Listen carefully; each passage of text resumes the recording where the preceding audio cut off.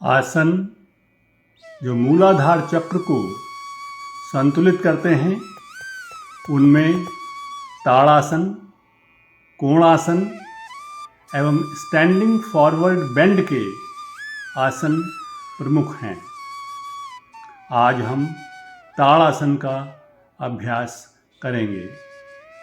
ये आसन मूलाधार चक्र को जागृत व संतुलित करने के साथ ही रीढ़ की हड्डी को सीधा रखने में भी सहायक होता है। शरीर में लचीलापन लाकर पाचन संबंधी समस्याओं में लाभकारी होता है। साइटिका जैसी गंभीर बीमारी में भी इसका अभ्यास लाभकारी होता है। हर आयु वर्ग का व्यक्ति इसे कर सकता है। बच्चों में ये आसन लंबाई बढ़ाने में सहायक होता है। जिन लोगों के पैरों में किसी भी प्रकार की तकलीफ हो उन्हें ये आसन नहीं करना चाहिए। उच्च रक्तचाप अर्थात हाई ब्लड प्रेशर के मरीज एवं गर्भवती महिलाएं इस आसन को न करें। तो आइए शुरू करते हैं ताड़ आसन। इसे करने के लिए सबसे पहले सीधे खड़े हो जाएं और पैरों के बीच सामान्य दूरी अर्थात करीब 6 इंच रखें।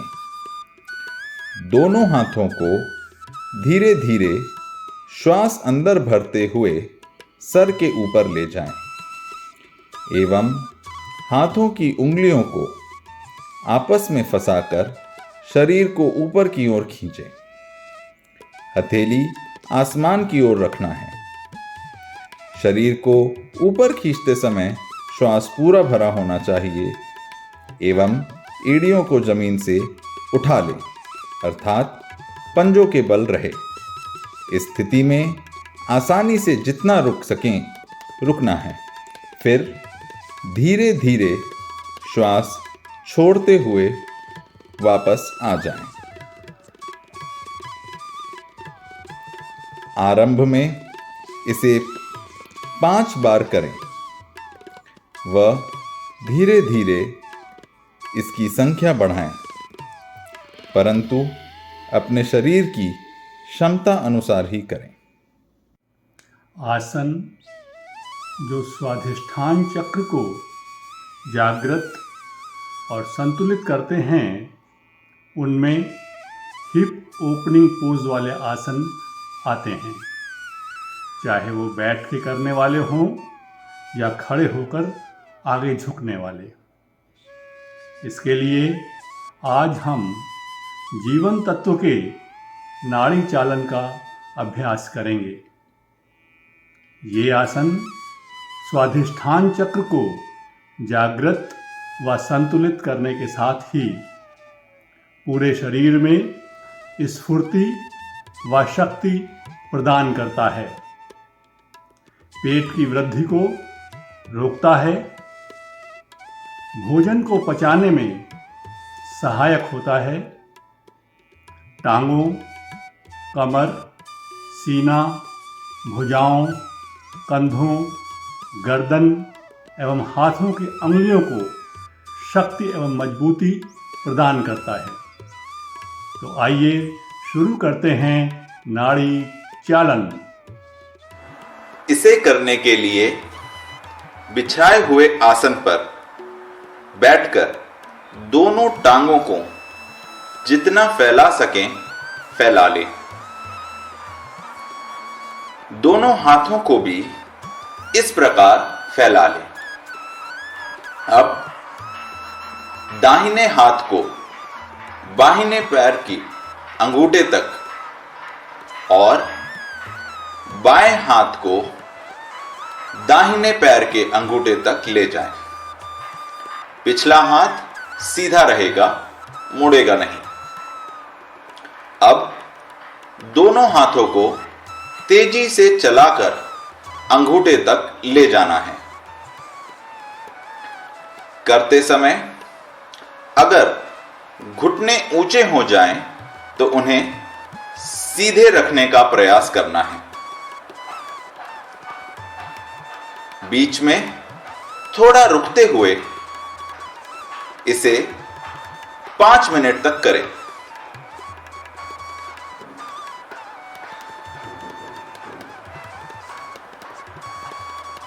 इसे करने के लिए स्थान खुला होना चाहिए जिससे करते समय हाथों को रुकावट ना हो। करने के पश्चात लेटकर शवासन में थोड़ा विश्राम करें।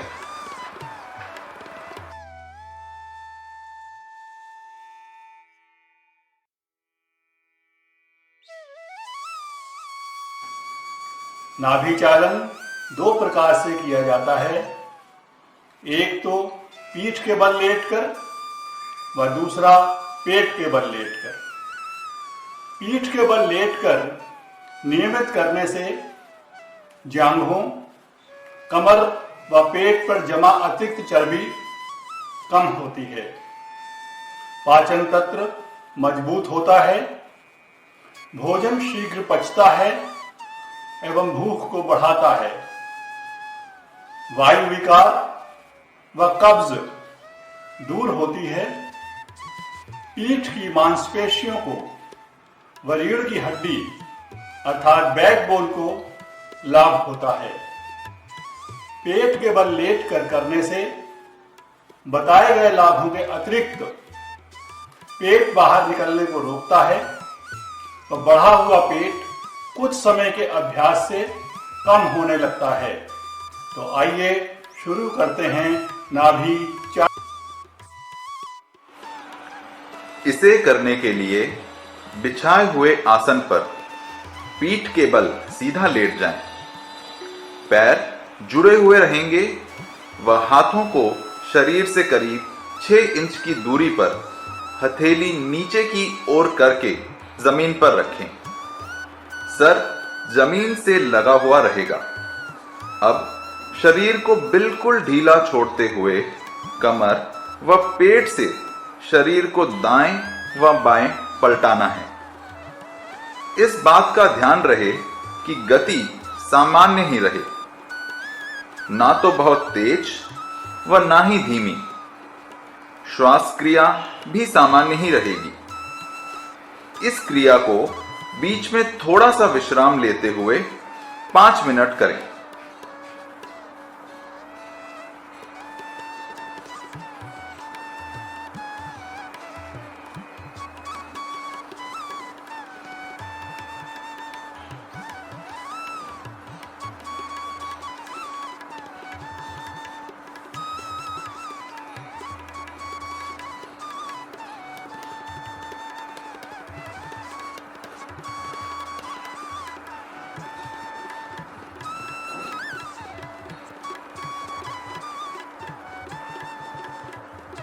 अब बैठकर पीठ को थोड़ा आराम दें।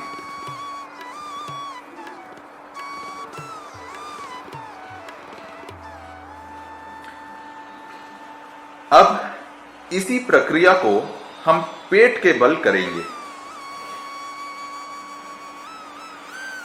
इसके लिए आप पेट के बल सीधा लेट जाएं, हाथों को आगे की ओर सीधा रखें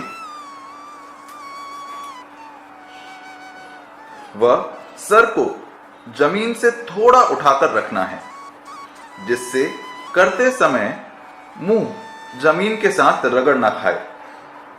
हाथों की स्थिति कंधों के सीध में रहेगी। पैर नीचे की तरफ खुले हुए रहेंगे।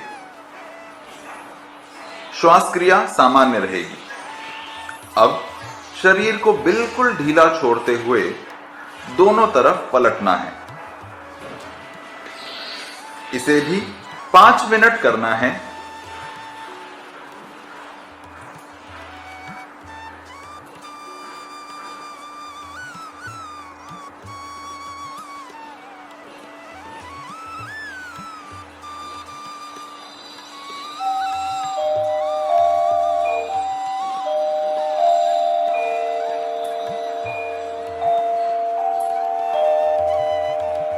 बीच में विश्राम लेने के लिए थोड़ी अर्थात चिन को जमीन के साथ लगाकर विश्राम लें व पुनः आरंभ करें।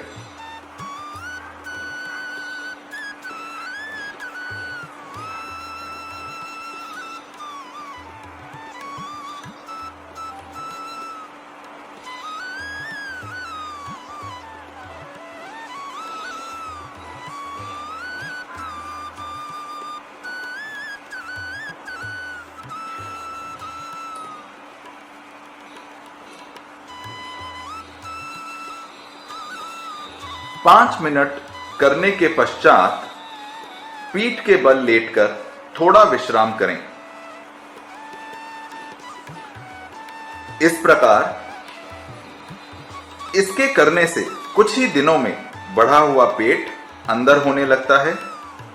ध्यान रहे कि पेट की शल्य क्रिया अर्थात ऑपरेशन करवा चुके व्यक्ति इसे ना करें।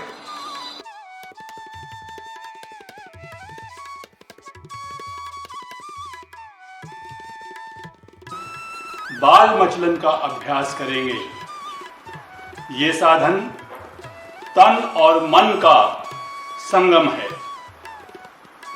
इसे करते समय आप अपने आप को मानसिक रूप से बाल्यावस्था में ले जाएं और मन में विचार लाएं कि आप 6 माह के शिशु हैं। जिस प्रकार 6 महीने का बच्चा अपने हाथ पांव चलाता है, उसी प्रकार आपको भी चलाने हैं। इन विचारों के साथ की गई यह क्रिया आपको बच्चे की भांति तनाव मुक्त करेगी एवं अन्य शारीरिक लाभ के साथ वृद्धावस्था में उत्पन्न होने वाले तकलीफों से दूर रखने में सहायक होगी। तो आइए शुरू करते हैं बाल मचलन।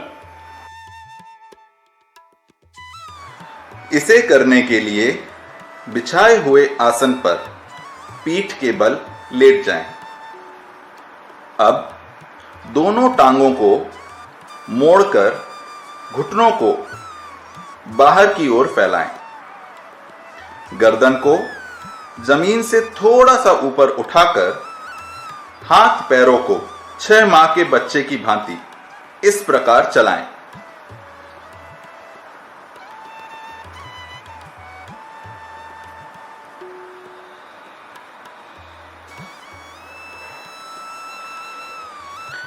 बीच बीच में विश्राम लेते हुए करीब 5 मिनट तक यही प्रक्रिया दोहराएं।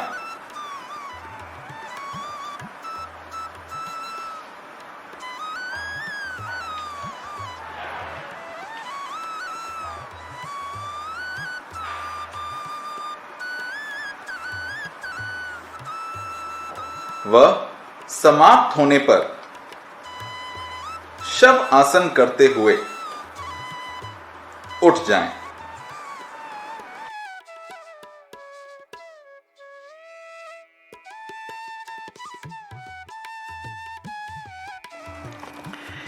इसे करने के लिए बिछाए हुए आसन पर सुख आसन अर्थात कंफर्टेबल पोजीशन में बैठ जाएं।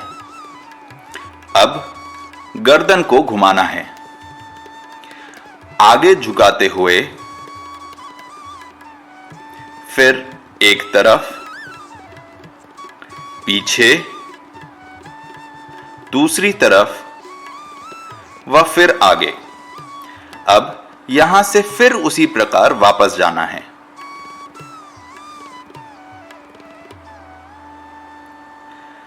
आरंभ में जब धीरे धीरे करके अभ्यास हो जाए तब गर्दन आसानी से घूमने लगती है।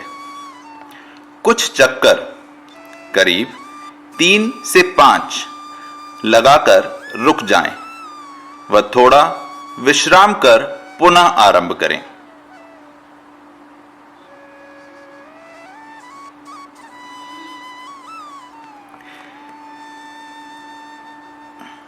इसे करने से आप बढ़ती उम्र के साथ गर्दन में होने वाले अकड़ाव से बचे रहेंगे व सर्वाइकल स्पॉन्डिलाइटिस से जुड़ी कई अन्य तकलीफों से भी सुरक्षित रहेंगे। इसको करते समय दो बातों का विशेष ध्यान रखना है। एक तो गर्दन को करते समय ढीला छोड़कर करना है व दूसरा गर्दन को घुमाते समय एक चक्कर सीधा व एक चक्कर उल्टा अर्थात एक बार क्लॉकवाइज व एक बार एंटी क्लॉकवाइज घुमाना है। अगर एक ही तरफ घुमाते रहेंगे तो सर चकरा जाएगा व लाभ के स्थान पर नुकसान हो जाएगा।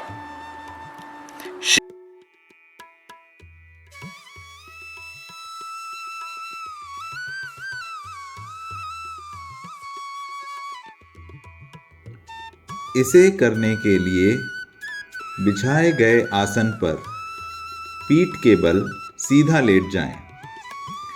दोनों पैरों को जोड़कर टांगों को घुटनों से मोड़ें व उन्हें धीरे धीरे ऊंचा करें।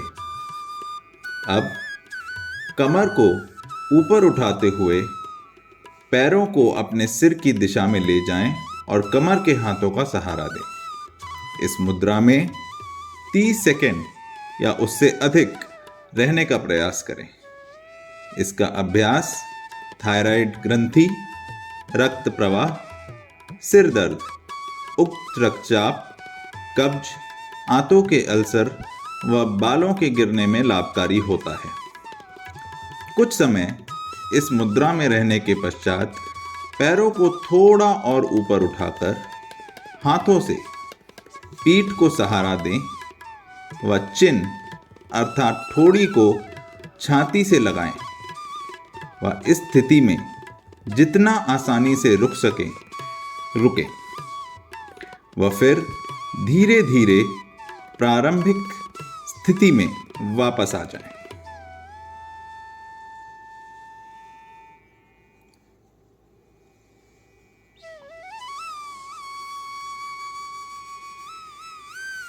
परंतु उठने से पहले शव आसन अवश्य करें। उच्च रक्तचाप, रीढ़ की समस्याओं, गर्दन से जुड़ी परेशानियों से जूझ रहे व्यक्ति एवं मासिक धर्म के दौरान इस आसन को करने से बचना चाहिए।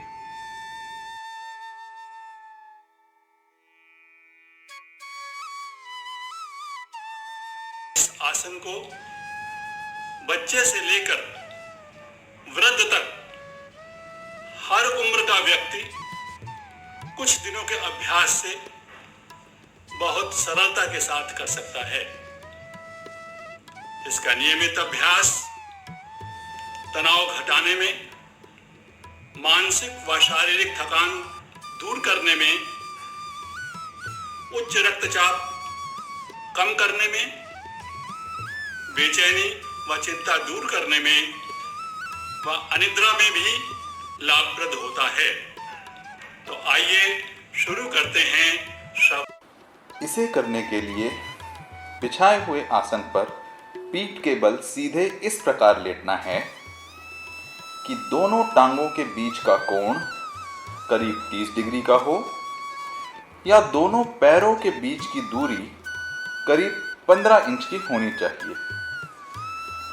शरीर व भुजाओं के बीच करीब 15 डिग्री का कोण हो या शरीर से हाथों की दूरी करीब 8 इंच रखें। अब शरीर के प्रत्येक अंग को धीरे धीरे शिथिल यानी कि रिलैक्स करते हुए हमें पूरे शरीर को शिथिल करना है यानी रिलैक्स करना है। और ये प्रक्रिया हम प्रारंभ करते हैं पैरों की उंगलियों से व एक एक अंग को शिथिल करते हुए सर की ओर बढ़ना है। इस प्रक्रिया को करते हुए जब आप नाक के ऊपर पहुंचते हैं तब आपको अपना ध्यान दोनों भौं यानी कि आईब्रोज के मध्य सेंटर स्थान पर केंद्रित करना है। इसके लिए भौं के मध्य स्थान यानी आईब्रोज के सेंटर पर अपने किसी इष्ट देव को स्थापित करने के भाव मन में लाएं व बंद नेत्रों से उन्हें देखते हुए अपना ध्यान केंद्रित करें। इस दौरान संपूर्ण शरीर को शिथिल यानी कि रिलैक्स अवस्था में बनाए रखना है। शांत वातावरण, मन शांत, विचार शांत, श्वास क्रिया मंद गति व संयमित रूप से चलती रहे। इस अवस्था को प्राप्त करना ही शवासन है। कुछ दिन के अभ्यास से आप इस अवस्था को प्राप्त कर इस आसन के लाभ प्राप्त कर सकते हैं। शुरू में इसे 5 से 7 मिनट करें व कुछ दिनों पश्चात 10 मिनट तक कर सकते हैं। आसन को समाप्त करने से पहले आप उस इष्ट देव को, जिन्हें आप दोनों भौं के मध्य स्थापित किया था, धन्यवाद करें, क्योंकि आप मृत अवस्था से पुनर्जीवित होने जा रहे हैं। अब शरीर के दाहिने हिस्से के अंगों को ऐंठते हुए बाईं करवट लें व बाईं करवट में लेटे लेटे पूरे शरीर को ऐंठें व धीरे धीरे बैठते हुए उठ जाएं। इस प्रकार शव आसन पूर्ण होता है।